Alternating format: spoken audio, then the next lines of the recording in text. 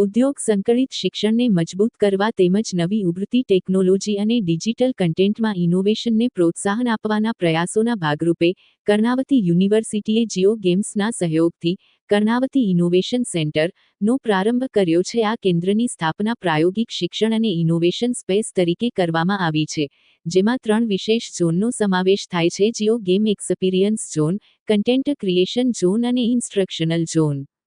આ તમામ વિભાગો સાથે મળીને વિદ્યાર્થીઓને ગેમિંગ અને ડિજિટલ કન્ટેન્ટ ક્ષેત્રે નવા પ્રયોગો કરવા, વ્યવહારુ કૌશલ્યો વિકસાવવા અને વિચારોને વાસ્તવિકતામાં રૂપાંતરિત કરવામાં મદદરૂપ થશે. જીઓ ગેમ્સ પ્લેટફોર્મના એક્સેસ દ્વારા વિદ્યાર્થીઓ ગેમ્સનો અનુભવ મેળવી શકશે અને નવી ગેમ્સ બનાવી શકશે, જ્યારે કન્ટેન્ટ ક્રિએશન ઝોન તેમને ડિજિટલ અને ઇન્ટરેક્ટિવ મીડિયાના નવા સ્વરૂપો સાથે પ્રયોગો કરવા માટે પ્રોત્સાહિત કરશે.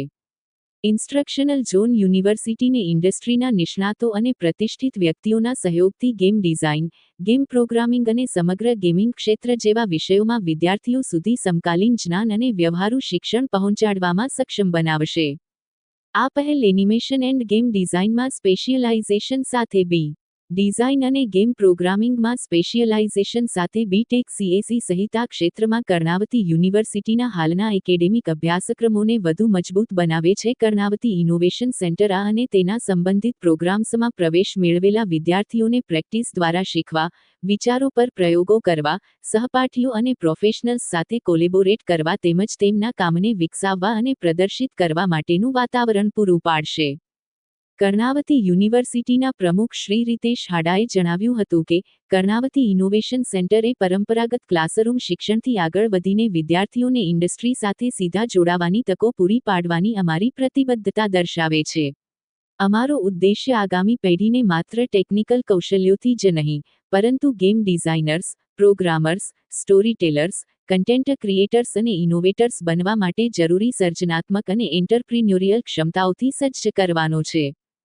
કર્ણાવતી યુનિવર્સિટીના ડીન એકેડેમિક્સ ડો.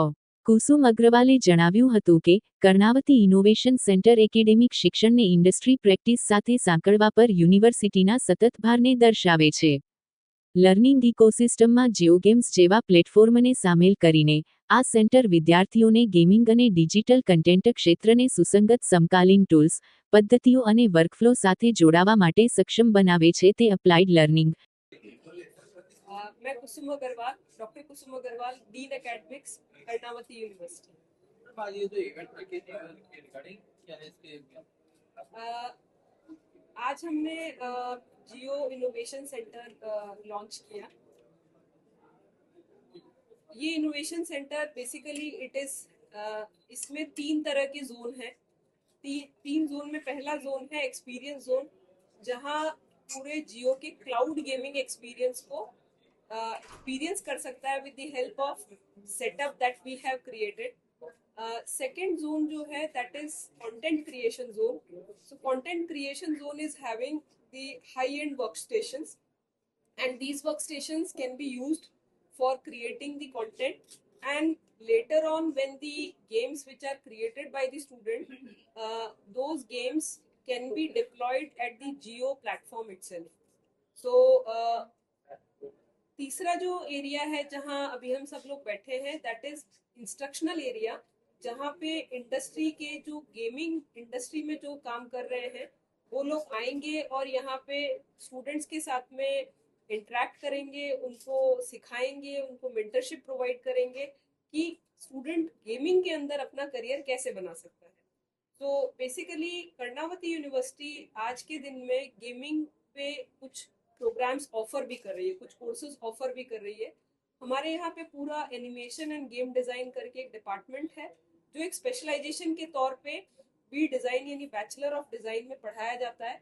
उसमें almost we have like 500 plus students जो कि इसकी ग्रेजुएशन यानी शिक्षा को ग्रहण कर रहे हैं, एनिमेशन और गेम डिज़ाइन के अंदर अपना करियर बना रहे हैं। इसी के साथ में पहली बार हमने बीटेक CSC यानी bachelor of technology computer science and engineering के साथ में गेम डिज़ाइन को as a specialization game programming के साथ में हमने लॉन्च किया है। इंडिविजुअली प्रोजेक्ट करेंगे या टीम बिल्कुल करेंगे? बेसिकली इसमें पहले थर्ड फोर्थ फिफ्थ और सिक्स सेमेस्टर में इनको पढ़ाया जाएगा गेम के बेसिक कॉन्सेप्ट्स टेक्नोलॉजीज, कैसे गेम को क्रिएट किया जाता है, व्हाट आर दी मतलब वेरियस एस्पेक्ट्स। उसके बाद में सेवेंथ सेमेस्टर में स्टूडेंट इंडिविजुअल तौर पे गेम डिजाइन के अंदर अपना पूरा प्रोजेक्ट करेगा। ये प्रोजेक्ट इंडस्ट्री के लोगों के थ्रू मेंटर्ड होंगे। उनको डिग्री ऑफर की जाएगी at the end of as a specialization बिल्कुल उनको डिग्री ऑफर की जाएगी। तो